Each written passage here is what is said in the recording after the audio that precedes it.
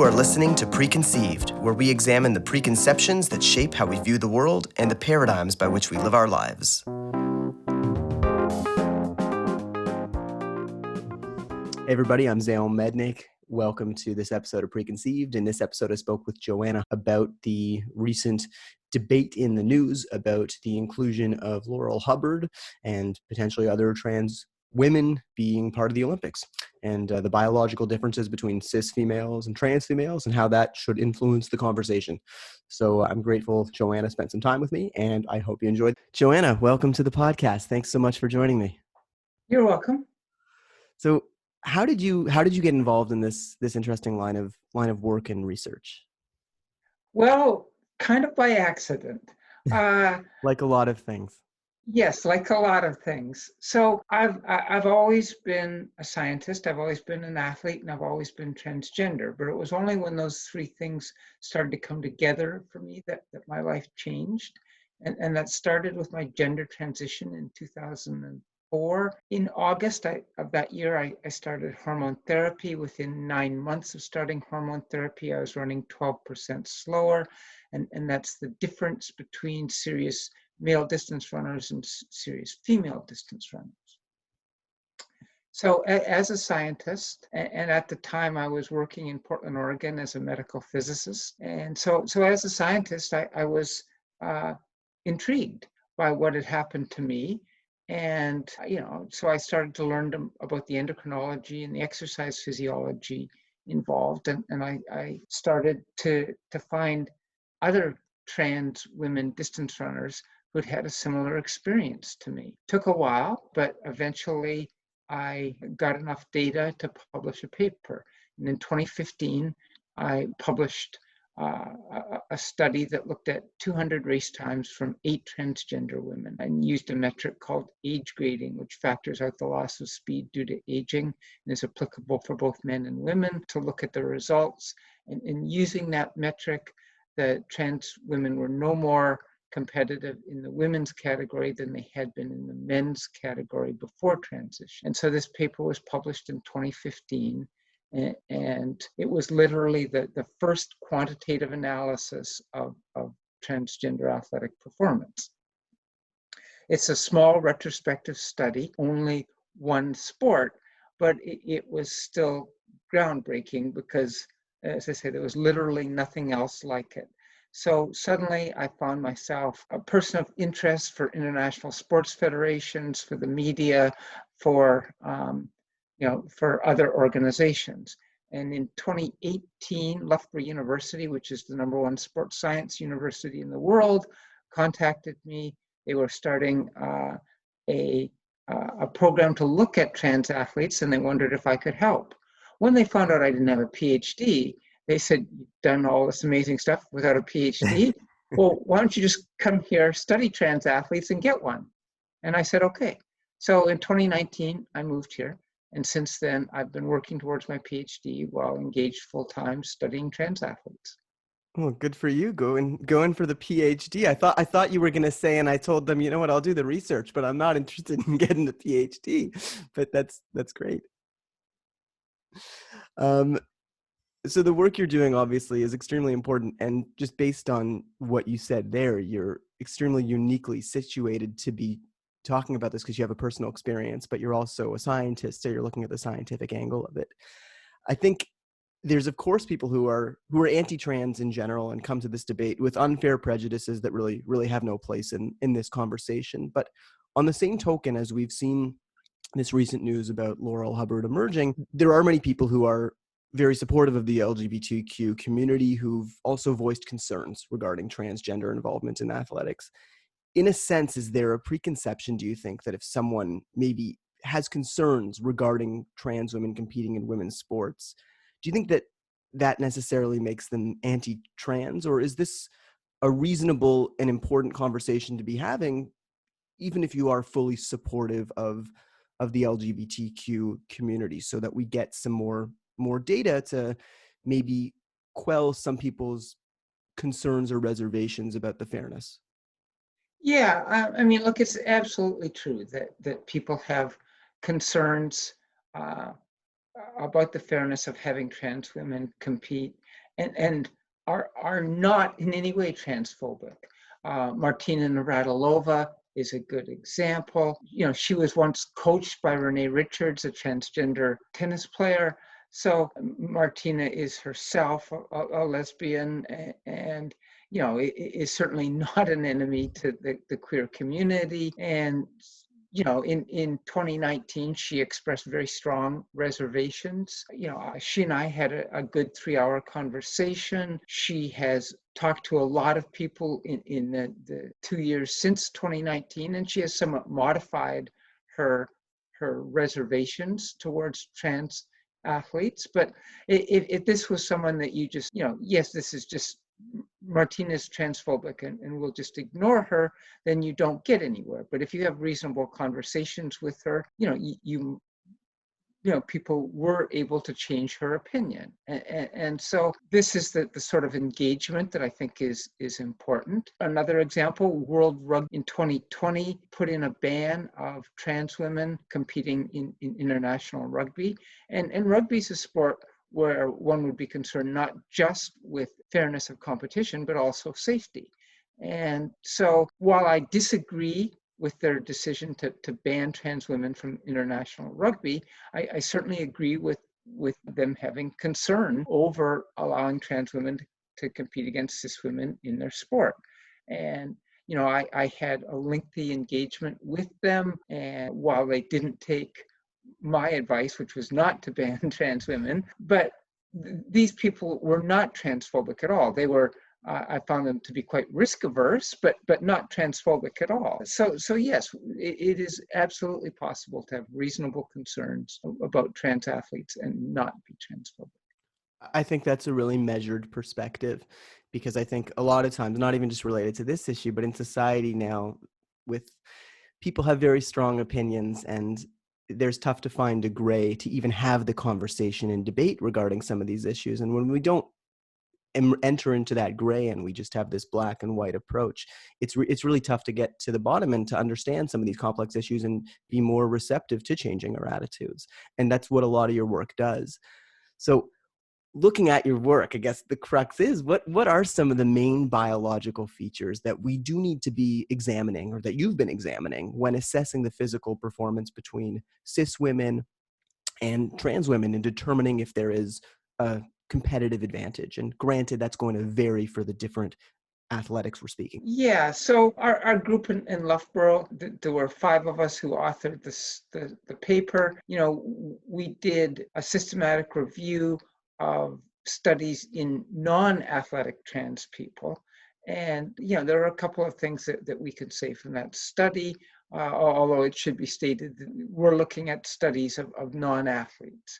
But in the trans women in these various studies, their hemoglobin levels went from male levels of hemoglobin to female levels of hemoglobin within 4 months of hormone therapy. And hemoglobin levels are the single most important physiological factor for endurance athletes. There's plenty of factors that make up a successful endurance athlete, but you can have the biggest lungs in the world, the best heart in the world, but if you don't have hemoglobin to take the oxygen from your lungs to the muscles, then you're not going to be a successful endurance athlete. And so the fact that the trans women went from male levels to female levels very quickly is an important finding, and it sort of correlates with the study results that I had in 2015. And what would, sorry, and Joanna, when you're talking endurance athletics, what kind of sports? I mean, I think of a few that come to mind, but is that present in most sports, or what kind of sports do you think that's most transferable to? Well, distance running, cycling, cross-country skiing, Gotcha. distance skating, for instance. So the endurance ones. It was a silly question. Yeah, I did use the word endurance, I think, but maybe not. But yes, for endurance sports, Yeah. Hemoglobin is extremely important. Okay. Our review, however, also found that trans women, while they lose muscle mass and strength with hormone therapy, these non-athletic trans women did not lose nearly enough muscle mass or strength to to reach a parity with trans or with cis women. Now, none of these studies went for longer than 36 months, and it is possible that in terms of published data, it's possible that at some point further on, there would be a greater loss of strength. But from what I've seen with the athletes that I've looked at, that doesn't happen. And I can say pretty unreservedly that trans women will definitely be stronger on average than cis women, and taller and bigger as well. And these are all important advantages in many sports. Size and strength matter. And so it's pretty reasonable to suggest that trans women will have maintained advantages in some sports. On the other hand, we allow advantage in sport. What we don't allow is overwhelming advantage. And so the real question is, can trans women and cis women compete against one another in meaningful competition? And, while the jury's somewhat out on that question still, I think that it is probably true in most sports that after hormone therapy, we can achieve this meaningful competition. So walk me through a little bit about what the hormone therapy is that most people use when transitioning and then maintain to be using afterwards. Hormone therapy regimens depend very much on whether one is talking about a trans woman or a trans man. Trans men inject testosterone. Trans women take a testosterone blocker plus add in estrogen. And so that's the basic fundamentals. There are many different regimens, but those are the simple fundamentals. In terms of testosterone, I know one metric that's often looked at is basically the levels of testosterone in trans women and how long it takes for those to get to a level that's close to cis women. Why is that really what we should be focusing on, or should we be focusing more so on the effects that the testosterone has had previously? I guess what I'm saying is the muscle mass that you mentioned before. Is it fair to say that the higher muscle mass that you're alluding to is from the previous effects of testosterone that have been in these people's bodies that we can't undo even with testosterone blockers? That's correct. Anyone who goes through a male-type puberty, regardless of how they identify, will go through the same process that cisgender men do in puberty, where muscle mass is greatly increased during the teenage years, height increases, bone density increases. There are a lot of changes that occur during male puberty that won't necessarily be undone with hormone therapy. But to get back to your first part of your question, it depends exactly on the regimen undertaken by trans women, but testosterone levels usually drop from male to female levels within 100 to 200 days of starting, maybe 100 to 250 days of starting hormone therapy. And it is a goal of hormone therapy to keep testosterone within the female range throughout the duration of hormone therapy. And currently in competitive sports, I guess it varies with which institution we're talking about, but what are some of the current measures put in place? Are there certain levels where you need to keep your testosterone below that in order to compete? Yes, and would you like me to go into some of the numbers involved? Is that something that you want to see, or is that too geeky? Maybe for on a simplistic level, so the listeners can understand whatever you think is relevant for the basic listener who doesn't have a huge science background. Okay, so bottom of the men's range, and when scientists say range, we mean the 95% confidence interval, or where the middle 95% of the population exists, is 4 times as high as the top of the women's testosterone range. So there's a huge chasm there. But, because we're talking about 95% confidence levels. There are outliers, of course, in both men and women. But there's this huge difference between the bottom of the men's range and the top of the women's range.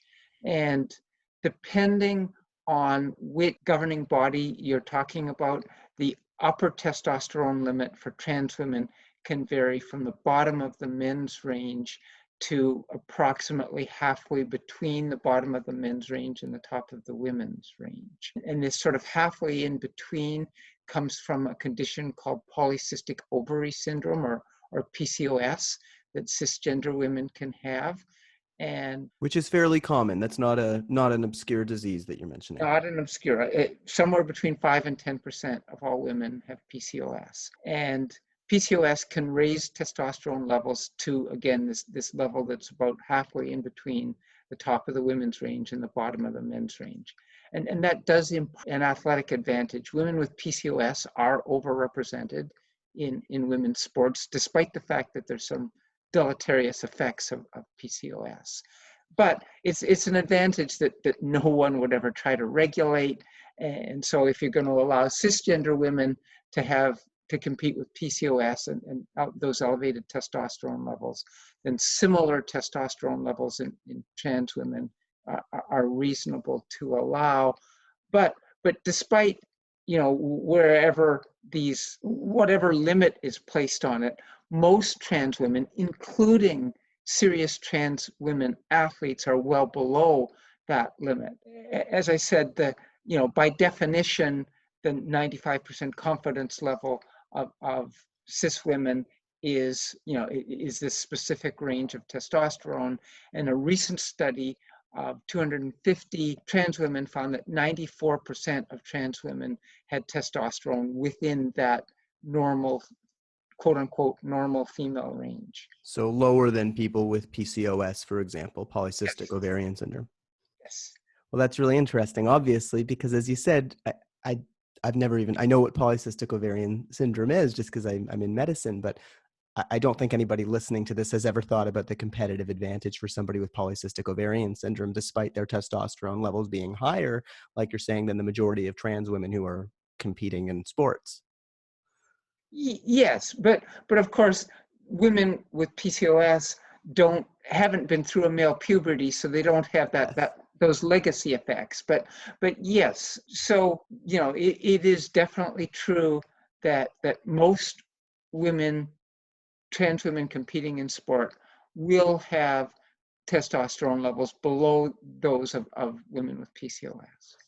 But as you said, though, for the other argument, they don't necessarily, I'm imagining, women with PCOS don't have those legacy effects. They probably don't have that increased muscle mass that trans women have. So that seems to be the main thing, if I'm correct, based on our chat so far. It sounds like the muscle mass and some of those legacy effects are maybe the most controversial elements to talk about in terms of, is that giving trans women athletes an unfair competitive advantage or a competitive advantage? How do you deal with that question? Because that sounds like, correct me if I'm wrong, that sounds like the crux of it. It is. And, as I said, advantages in sport aren't necessarily unfair because we, in fact, celebrate advantages in sport all the time. Wayne Gretzky might not have been the most imposing physical specimen ever, but he had enormous advantages over the people he was competing against, and that's why he was the best, right? And that is true of any successful athlete. But the question is, what are unacceptable advantages for somebody competing in the women's category? And so that this question of lingering muscle mass in sports where strength is quite important is certainly a question. And there are many trans athletes out there competing in sports. There are 4 trans athletes who are going to be in Tokyo. One's a Canadian, and did you know that? No, I didn't. In what sport? So there is a non-binary but trans-masculine athlete named Quinn who's on the Canadian women's soccer team. And Quinn won a bronze medal in Rio, before they came out, and Quinn uses non-binary pronouns. So Quinn was assigned female at birth. Quinn hasn't undertaken any testosterone regimen, so Quinn doesn't have any physiological advantages against the women that they compete against. But Quinn still does not identify as female, and yet is competing in the women's category. And so Quinn is a trans athlete competing in Tokyo. And Laurel Hubbard isn't the only trans woman who has been named to an Olympic team. Chelsea Wolfe, an American BMX freestyle rider, was named as the alternate to the American team, and will be traveling to Tokyo, but will only compete if one of the two Americans ahead of her gets injured. So, it's a little unfair to put all the focus on Laurel Hubbard, but, that's where it is, because Laurel competes in weightlifting, which is a strength sport, which, this question of lingering muscle mass is relevant. For sure. And I think that, as you identified, that probably is why it's garnered so much attention. So how do you feel, I guess, if you don't mind me asking, about this particular situation where you've identified that muscle mass is certainly one of those lingering things that Laurel would probably benefit from? Then there's the question of, well, how much benefit is there? But in something that is so inherently tied to muscle mass like weightlifting, how do you feel about that? Is it fair for somebody else competing in weightlifting who's a cis woman to say, listen, I support Laurel, but I also feel like I just can't compete with that. I can train as much as I want, but when the core skill we're talking about is something fairly biologically inherent to a degree, how do you make that? What do you make of that? And I know it's challenging. Well, first of all, I would say weightlifting is a sport where athletes get divided into weight categories. And so while trans women are bigger on average than cis women, they're not going to be bigger than the women in their weight category. They are in fact going to be the same size as the women in their weight category.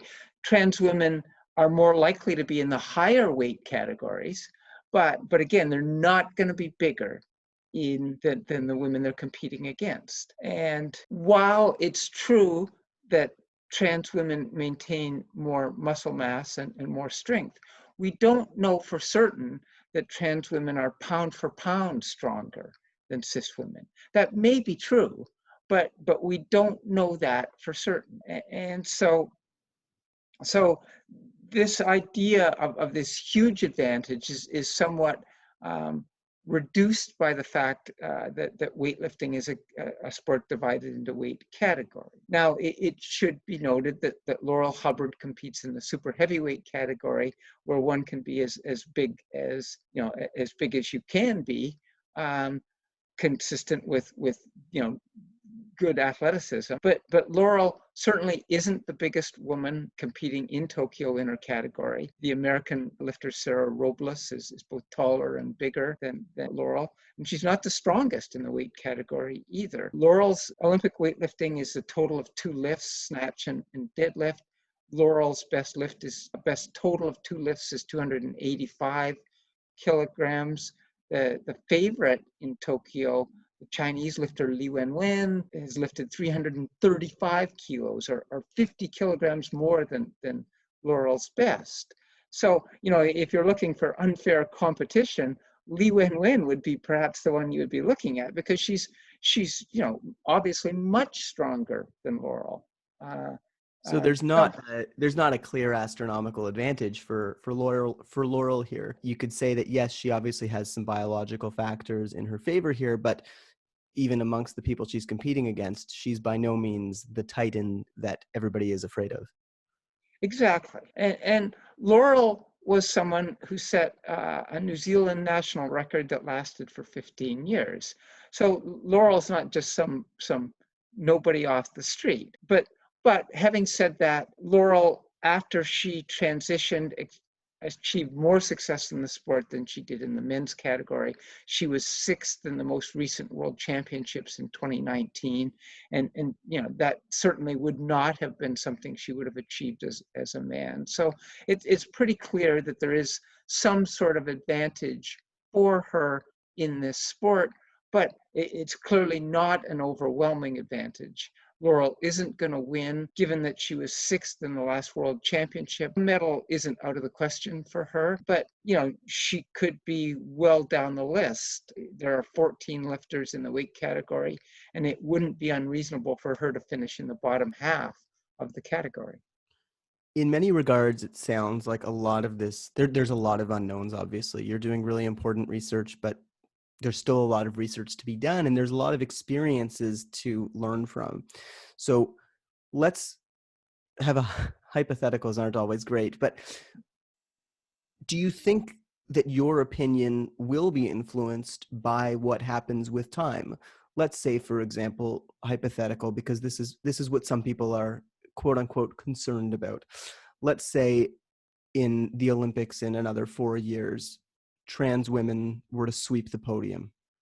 Would that influence the way you look at this and say, okay, now we have maybe a little bit more data showing that this advantage is a little bit more astronomical than we had initially considered, and maybe we need to revisit this? Or do you view this as something that's fairly static, as we, on principle, should not be discussing this further? No, I actually, one of the most important things I think to look at is population data, and to look and see if trans women were equally represented in sports, how many we should see at certain levels and in certain sports, and where that lies, and if trans women are seriously overrepresented, then yes, I absolutely would think that would absolutely change my mind. But let me give you some numbers, okay? There are going to be more than 10,000 athletes in Tokyo. Trans people make up probably close to 1% of the population, and that means we should be seeing 100 trans athletes in Tokyo. I mentioned 3. There's actually going to be 4 there, but Chelsea's probably not going to compete. So let's say 3 trans athletes competing in Tokyo. And population-wise, we should be seeing, close to 100.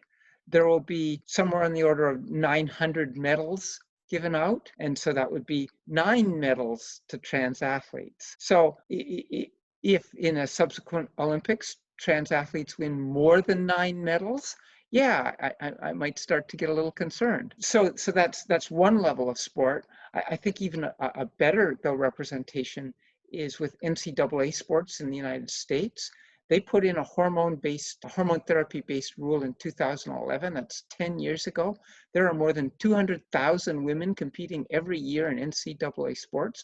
That means we should be seeing more than 1,500 trans women competing. Probably around 50 are competing 10 years after these hormone therapy rules were put into place. So this idea that, next week or next year or 3 years from now, trans women are going to be dominating sports, it's not going to happen. But I absolutely think we should continue to look at population data and see what happens over the next 10 to 20 years. Yeah, that's pretty telling data. What some people who are more skeptical might say is, well, all it takes is one trans athlete, for example, to really dominate a sport, and then you've got hundreds of other people who can never catch up to them. But we haven't really seen any evidence or examples of that to give credence to the notion that there has really been one trans female athlete who's really dominated a sport, and then there's a bunch of other cis women who are saying, I just can't compete, right? Right. There's never been a trans athlete who's the best in the world. And, Laurel's competing in the Olympics. So that is a major breakthrough. But why aren't we seeing more trans women in the Olympics? The IOC first allowed trans women to compete in the Olympics in 2004, and we haven't seen anyone up until now. I absolutely think that we should continue to look at these population results. But the idea that the sky is going to fall tomorrow and that trans women are going to run cis women out of sports, that just isn't going to happen. It's an irrational fear. And I think that the slippery slope argument, which I know from one time I went to a debate club and didn't do well, and I used it, and they said that's a bad argument to use. I think some people probably are concerned about the slippery slope that, well, Laurel Hubbard's competing now. What if she does well? What if we end up in this situation where trans women are sweeping podiums? But there's only, I mean, we can't live in hypotheticals. We can't live in uncertainties. We need to live for the moment. And that's not where we are right now. And if the data shows that that's developing, like you said, then that's something we can explore in the future. But we don't need to be necessarily concerned about inclusive policies now for what might happen in the future. I that's certainly how I feel, but there are a variety of opinions on this topic. In terms of, I mean, we've obviously focused more on trans females than trans males. I'm just curious, and you touched on this briefly beforehand, how have trans males fared in the athletic arena? Have they really struggled in certain sports because of that inherent lack of muscle mass? Or there's some sports where they've fared better than others because they're less reliant on muscle? Yeah, trans men, among other things, are never going to reach the height of cis men. They're not going to be as massive. I doubt we're going to see a trans man in the NBA or NFL or even in the NHL, anytime soon. But Patricio Manuel is a trans man, a boxer. He's only had one professional bout, but he won it, and so that's someone who's successful. Skylar Baylor's a trans man. He swam for the Harvard men's team. He was he was a Division I NCAA athlete, which is pretty high level. He was in the top fifth of all Division I men in his sport. He didn't star in his sport, but he was quite successful. Chris Mosier is a multi-sport athlete, and he has been very successful on an age group level in the duathlon especially. So yeah, I mean that fits with everything you're saying, and studies can only tell us so much until we have experience to see how it pans out in the real world, and we're just learning that as it becomes more common. What about some of the nutritional supplements and hormone medications that people take? How does it, there's very stringent restrictions now. I mean, I guess they've always been quite stringent regarding medications and drugs that athletes are allowed to use. There was the US sprinting team is currently entrenched in controversy since one of their star sprinters has been sidelined for testing positive for marijuana, even though I think many of us would agree it's probably a stretch to call marijuana a performance enhancing drug. How do you balance, and how are trans people balancing the necessary hormone therapy as part of transitioning with the potential for concerns in these regulations and maybe people saying, well, there's performance enhancing drug related advantages? Is that something that is being talked about? It is. I mean, trans men inject testosterone. No other athletes are allowed to inject testosterone. Now, trans men aren't allowed to inject unlimited amounts of testosterone, and they have to get what's called a therapeutic use exemption, or TUE, for their testosterone, and they are only allowed to bring their testosterone levels up to typical male values, not super physiological male values. Similarly, and one of the anti-androgen drugs, the most common anti-androgen drug in North America, is a drug called spironolactone, which is a diuretic and can be used as a masking agent. And so it's on the World Anti-Doping Association list of banned substances because it can mask drug use. So again, trans women who are on spironolactone have to file for a TUE to take that drug.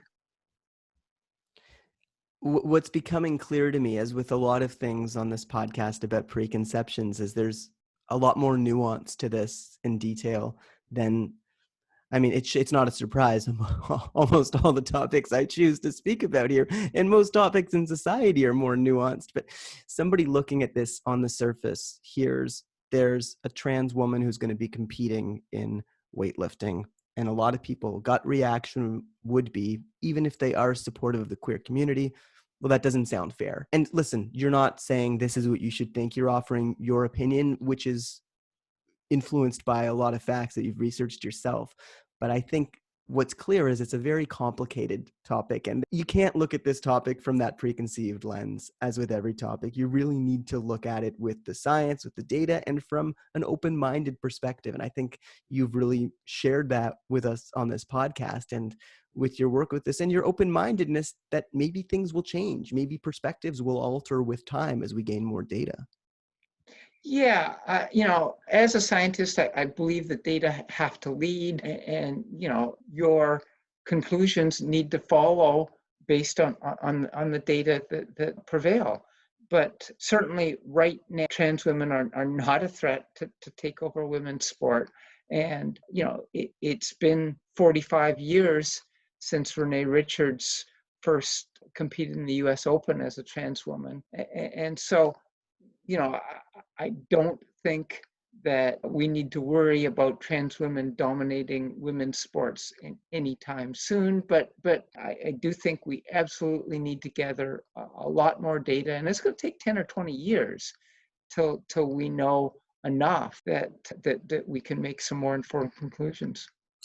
Joanna, I'm curious as to whether have you received any backlash for some of the work you're doing? Are there some people in the queer community who are saying your stance has been fairly clear here, but maybe saying you should take a harder line approach? You shouldn't be saying I'm open to the data because a woman is a woman, for example. And is there anybody who's unhappy with the work that you've been doing? There are lots of people in the queer community who are unhappy with the work I'm doing, unfortunately. And it's a reality, that there are, as you say, there are many people whose mantra is, trans women are women, trans rights aren't negotiable. And I think there's a lot more nuance than that in the subject. And because I speak the way I do, and I advocate for meaningful competition for all women, and I think that it's important to require trans women to lower their testosterone levels in high-level sport. Yeah, there are definite people in the queer community who aren't very happy with me. Well, I'm sure, not to sound cheesy, I'm sure happy you joined me, and I respect your open-mindedness regarding it. Joanna, do you have any final comments that you want people to, you've given a lot of insight already, but do you have any final comments you want people to take away from this conversation who are listening to this? Well, if I may, could I plug my book? Absolutely. That was going to be my next question. Where can I direct people to? But yes, please do plug your book. Okay, so in December 2019, I published the book Sporting Gender. It's a look at the history and science of transgender and intersex athletes, and it's available on Amazon or other online booksellers, and it's gotten pretty good reviews. And if people want more depth than you can do in a 30-minute podcast, I would recommend my book. Absolutely, and I will put that in the episode notes, and I recommend people read it. Joanna, thank you so much for taking this time with me. I know you're busy with a lot of requests to chat for speaking engagements during this time, and I'm delighted that you joined us. Well, you're welcome. It was fun talking to you, Zale, and maybe our paths will cross at some time. I do get back to Ontario occasionally. Well, I certainly hope so. That would be great. And thank you, everybody, for listening to another episode of Preconceived. Have a great day.